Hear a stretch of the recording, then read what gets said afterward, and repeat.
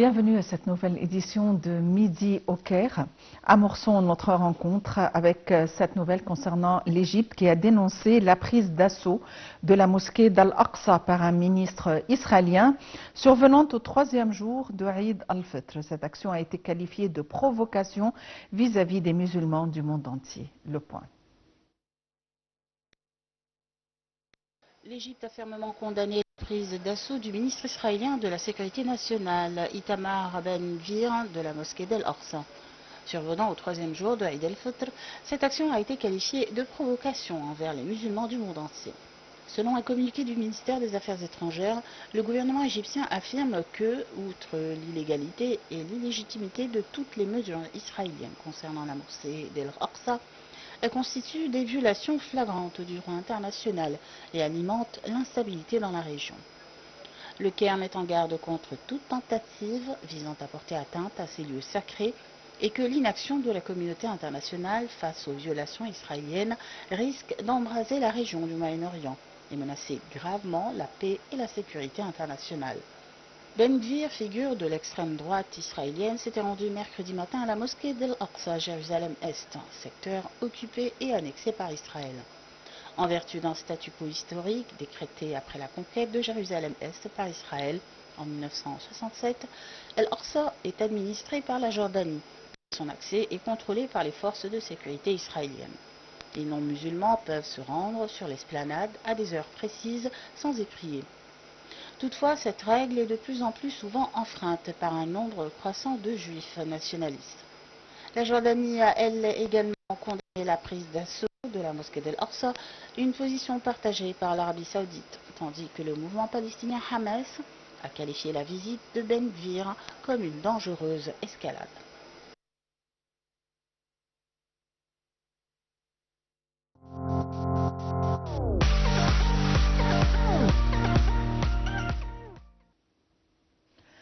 La ministre de la Planification, du Développement économique et de la coopération internationale, Rania El-Machot, s'est félicitée de l'approbation par le Parlement européen de la deuxième tranche du mécanisme de soutien macroéconomique et budgétaire d'un montant de 4 milliards d'euros lors de la session plénière qui s'est tenue hier. Al-Machot a indiqué que le soutien massif apporté à la résolution par le Parlement européen reflétait les relations étroites entre l'Égypte et l'Union européenne, ainsi que la volonté commune de mettre en œuvre le partenariat stratégique annoncé en mars dernier par le président Abdel Fattah el-Sisi et Ursula von der Leyen, présidente de la Commission européenne. Pour la première fois, les exportations égyptiennes ont dépassé en 2024 la barre des 40 milliards de dollars. Un premier pas pour atteindre l'objectif affiché de 145 milliards de dollars d'exportation d'ici 2030. Le point.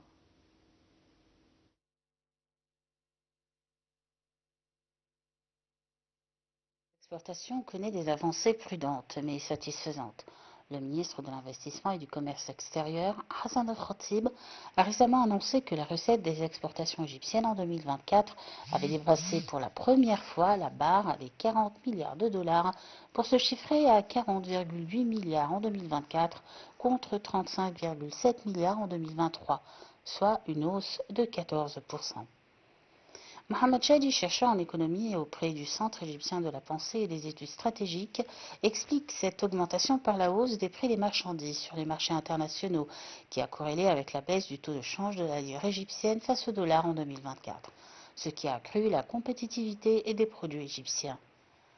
On remarque que la hausse est surtout dans les matériaux de construction et les produits chimiques. En Europe, il y avait une crise énergétique qui s'est traduite par une hausse incomparable des prix, a expliqué de son côté Ala Es-Sabti, vice-président de l'Association des investisseurs égyptiens. Il a dit qu'en Égypte, 1 million d'unités thermales de gaz sont vendues aux usages industriels à 4,75 dollars contre 19 et 22 dollars en Turquie et dans les pays de l'Union européenne respectivement. Selon Hassan el-Khatib, l'Égypte est sur le bon chemin pour réaliser l'objectif étatique visant à atteindre des recettes d'exportation de 145 milliards de dollars d'ici 2030. Cette annonce intervient dans le cadre d'un contexte mondial très tendu et incertain en raison des politiques commerciales du président américain Donald Trump et des risques du déclenchement d'une guerre commerciale mondiale.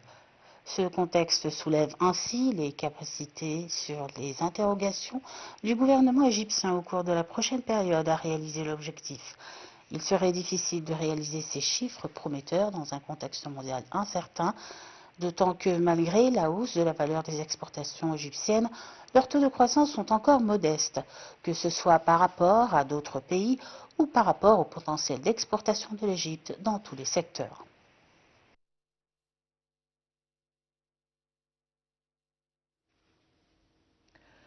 Le ministre de l'Irrigation, Hani Soueilam, a examiné les projets du plan d'investissement de l'exercice financier 2024-2025 et la mise en œuvre des projets du quatrième trimestre de l'année 2025.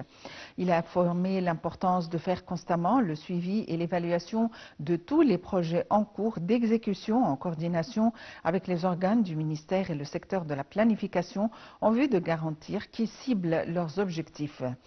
Le ministre a réitéré l'importance de développer des mécanismes pour formuler les projets du dit plan conformément aux priorités du ministère et d'examiner l'état de ces projets par l'intermédiaire des responsables exécutifs des différents départements.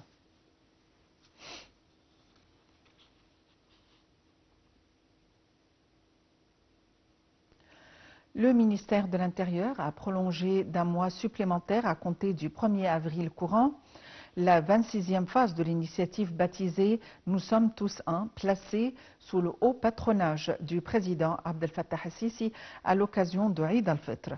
Le but de l'initiative est de mettre à la disposition des foyers égyptiens les denrées alimentaires et non alimentaires de bonne qualité et à bas prix, après une réduction de 40%, et ce en coordination avec les différents secteurs du ministère et les préfectures de police partout dans le pays.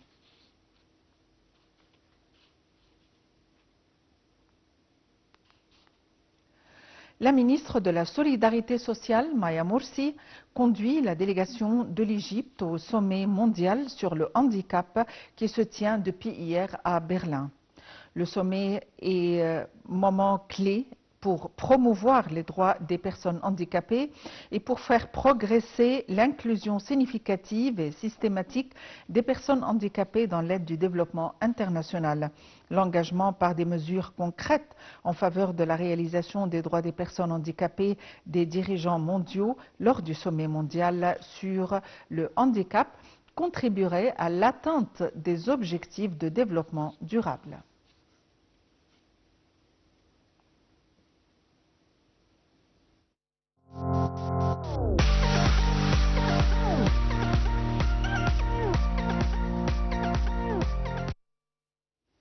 L'aéroport international du Caire a enregistré une augmentation significative du trafic aérien et du nombre de passagers en mars 2025 par rapport au même mois de l'année précédente grâce aux vacances de Eid al-Fitr. Selon un communiqué publié par la compagnie gestionnaire de l'aéroport, le nombre de passagers a augmenté en mars 8% pour les arrivées et 7% pour les départs, et le trafic aérien a augmenté de 2% avec un total de 18 154 vols. L'Égypte compte environ 14 millions d'expatriés selon les chiffres officiels de l'Agence centrale pour la mobilisation publique et les statistiques.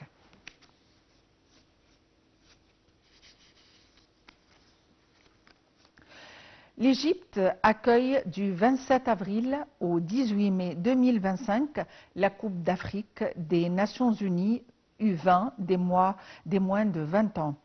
Selon le ministre de la Jeunesse et des Sports, Ashraf Sobhi, la décision de l'Égypte d'accueillir cette compétition s'inscrit dans le cadre de l'engagement du pays à soutenir le football africain et à accueillir les grandes compétitions. Elle dispose d'infrastructures sportives exceptionnelles et d'une grande expérience dans l'organisation d'événements continentaux et internationaux. L'équipe des jeunes, dirigée par Oussem Anabih, poursuit ses préparatifs intensifs pour participer au tournoi. Il s'agira d'une étape importante pour se qualifier pour le mondial des moins de 20 ans au Chili du 27 septembre au 19 octobre.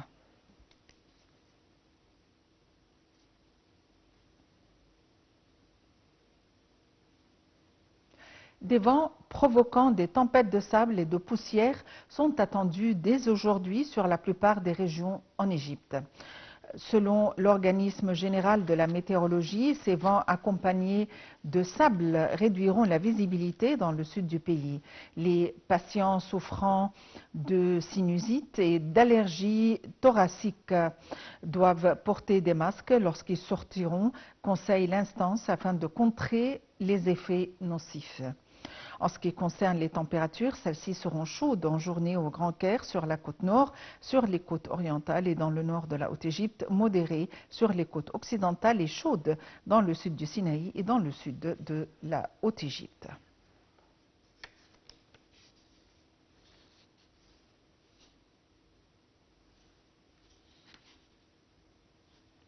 Nous avons quelques nouvelles brèves à vous présenter, à commencer tout de suite par un calendrier artistique spécial pour ce week-end.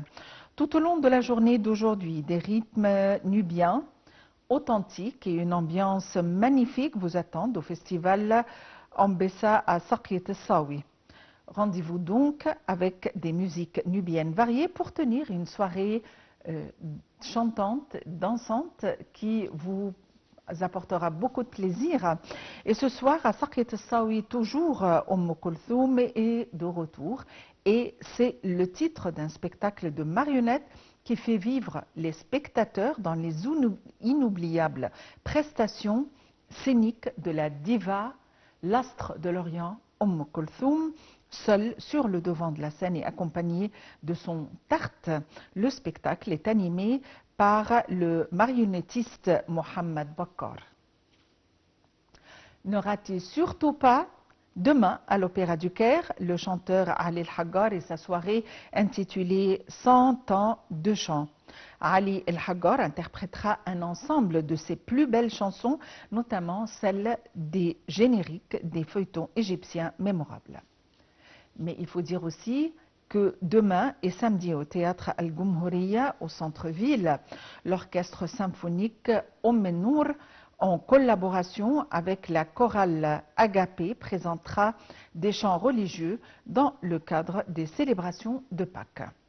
Demain, toujours à Saqiet el-Sawi, pour y retourner, eh bien préparez-vous à une soirée pleine d'énergie avec le groupe égyptien Virus, ou oui, Virus, ils ont des abréviations VYRUS, donc de la musique rock, un rendez-vous excitant avec des rythmes forts et une performance musicale qui promet d'être incontournable.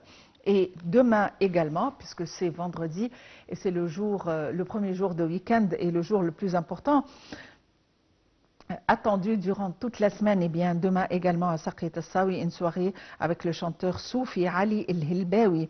Ali El-Hilbawi est un artiste universel dont la musique mêle dans un beau tissage culturel les chants religieux, soufis, musique arabe, musique occidentale, classique, moderne et cantique copte. À Saqiet el-Sawi toujours, parce qu'elle est ces temps-ci propulsé au devant de la scène des prestations et des performances, eh bien samedi à Saqiet el-Sawi, une soirée spéciale avec Hani et Shebani, connu aussi sous le nom de Cheboub. Eh bien, il excelle dans les chansons yéménites et arabes et Hani el-Shebali ou Cheboub a su renouveler les couleurs du patrimoine yéménite en introduisant de nouveaux instruments de musique, créant ainsi un nouveau style musical. Et avant de clôturer, je tiens à remercier Aya Shell, qui est la rédactrice en chef, pour ces nouvelles brèves et utiles qu'elles soient-elles, on l'espère. Espérons que ceci pourrait vous aider à vous y rendre à ces performances. Merci de nous avoir suivis, très bonne journée à tous et à la prochaine.